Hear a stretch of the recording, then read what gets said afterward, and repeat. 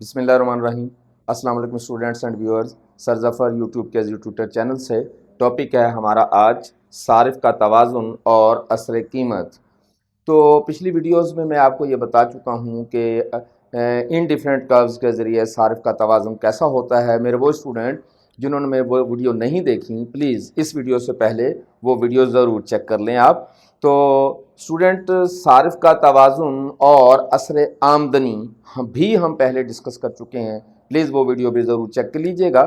और हम आज देखेंगे सारिफ के तवाज़ुन पर चीज़ों की कीमतों में तब्दीली के असरात क्या होते हैं।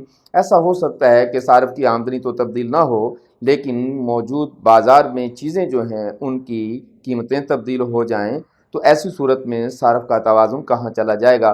तो स्टूडेंट, आपको यह भी बता दूं कि जब किसी चीज़ की कीमत में तब्दीली आती है तो सारिफ का तवाज़ुन दो सूरतों में चेंज होता है। ऐसा हो सकता है कि जिस चीज़ की कीमत तब्दील हो रही है वो नॉर्मल गुड्स में आती हो, ऐसा भी हो सकता है कि जिस चीज़ की कीमत तब्दील हो रही है वो इन्फीरियर हो जाए, वो चीज़ ज़्यादा क्वालिटी की ना हो। तो दोनों सूरतों में देखेंगे। आज की हमारी वीडियो का ताल्लुक जो है वो नॉर्मल अशिया से होगा। तो हम फ़र्ज़ कर लेते हैं कि सारिफ जो चीज़ें ख़रीद रहा है उसके मुताबिक सारिफ आपका इतनी इकाइयाँ इसकी और इतनी इकाइयाँ इसकी ख़रीद रहा है। हम यहाँ 10 और 10 फ़र्ज़ कर लेते हैं। तो हम देखते हैं कि जब सारिफ अपनी आमदनी में रहते हुए ए बी बजट लाइन पर IC1 पर शॉपिंग कर रहा है, तो सारिफ इसकी और इसकी 10-10 इकाइयाँ खरीद रहा है। फ़र्ज़ कर लेते हैं कि एक्स शय की कीमत में कमी आ जाए। तो जब एक्स शय की कीमत में कमी आ जाए तो हमारा सारिफ पहले से ज़्यादा शॉपिंग करने की पोजीशन में आ जाएगा। तो जब कीमतें ज़्यादा हैं तो सारिफ इतनी चीज़ें खरीद सकता है। जब कीमतें कम हो जाएंगी तो यकीनन सारिफ इतनी नहीं बल्कि थोड़ी सी ज़्यादा चीज़ें खरीदने के काबिल हो जाएगा। तो हमारा बजट लाइन जो है वो एक्स की जानिब बाहर की तरफ चला जाएगा। जिस चीज़ की कीमत में कमी आएगी उसी तरफ आपका बजट लाइन बाहर चला जाएगा। तो जैसे ही बजट लाइन आपका AB से चेंज होकर AC हुआ तो सारिफ इस चीज़ की पहले से ज़्यादा इकाइयाँ खरीदना शुरू कर देगा और यूं वो IC2 पर इक्विलिब्रियम में चला जाएगा। यहाँ वो E1 पर इक्विलिब्रियम में था, अब यहाँ E2 पर इक्विलिब्रियम में चला जाएगा और इसकी इकाइयाँ पहले से ज़्यादा जो कि 20 है खरीदना शुरू कर देगा। ये जो 10 इकाइयों की बजाय सारिफ ने 20 इकाइयाँ खरीदना शुरू कर दी हैं, यही दरअसल प्राइस का इफेक्ट है। हम इसको प्राइस इफेक्ट या असर कीमत का नाम देते हैं। जाहिर है कि पहले वो 10 इकाइयाँ खरीद रहा था, चीज़ सस्ती हुई तो उसको 20 खरीदना शुरू कर दिया, तो ये ज़्यादा खरीदना उसने जो शुरू कर दी वो प्राइस की कम होने की वजह से, वरना उसकी आमदनी में तो इजाफा नहीं हुआ, ना उसकी ज़रूरियात में इजाफा हुआ, सिर्फ चीज़ सस्ती हुई उसने ज़्यादा खरीदना शुरू कर दी। तो ये हम प्राइस इफेक्ट का नाम देते हैं। फर्ज लेते हैं कि एक दफ़ा फिर एक्स चीज़ की कीमत में कमी आ जाती है तो हमारे सारिफ का बजट लाइन एक दफ़ा फिर बाहर की तरफ चला जाएगा और सारिफ AD पर नई इक्विलिब्रियम पर चला जाएगा और इसके मुताबिक वो IC3 पर अब E3 पर इक्विलिब्रियम में चला जाएगा। असर आमदनी में मैंने बताया था कि अगर सारिफ का जो इक्विलिब्रियम पॉइंट्स हैं इनमें से गुजरता हुआ एक ख़त बना लें तो इसको हम ICC कहते हैं। आज यही हमारा जो ख़त है ये PCC प्राइस कंजम्पशन कर्व कहलाएगा। तो स्टूडेंट, हम फ़र्ज़ कर लेते हैं कि एक्स शय की कीमत में तो कमी नहीं आती, लेकिन यहाँ हम देखेंगे कि वाई शय की कीमत में कमी आ जाती है। तो यही डायग्राम हमारा यूं चेंज होकर इस तरफ बन जाएगा और कोई चीज़ नहीं है। तो एग्जामिनेशन में आप भले एक ही डायग्राम बना दिया करें, अगर वो नहीं कहता तो किसी एक डायग्राम से वाज़ेह कर दिया करें। तो हम इस पे चलते हैं। कहते हैं कि वाई शय की कीमत में फ़र्ज़ कर लेते हैं कमी आ गई। तो जैसे ही हमारी वाई शय की कीमत में कमी आ जाएगी तो सारिफ का बजट लाइन AB की बजाय सारिफ का बजट लाइन जो है वो कुछ यूं हो जाएगा। इसका मतलब है कि सारिफ का बजट लाइन अब BC हो गया।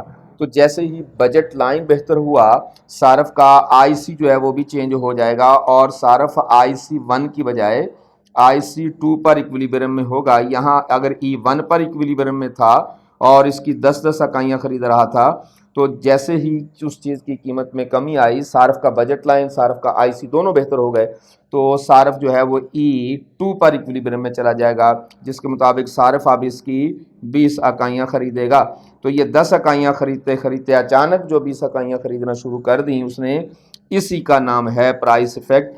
क्योंकि ये प्राइस में चेंज आने की वजह से कर रहा है सारिफ जो कुछ भी कर रहा है, ये तो तब्दीली जो आ रही है, इसी को हम इसको प्राइस इफेक्ट का नाम देते हैं।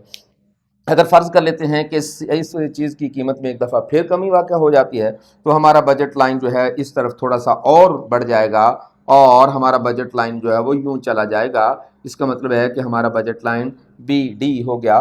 जैसे ही हमारा बजट लाइन बेहतर हुआ तो हमारा IC भी पहले से बुलंद हो जाएगा, IC1, IC2, IC3 हो जाएगा और अब हम E3 पर इक्विलिब्रियम में चले जाएंगे।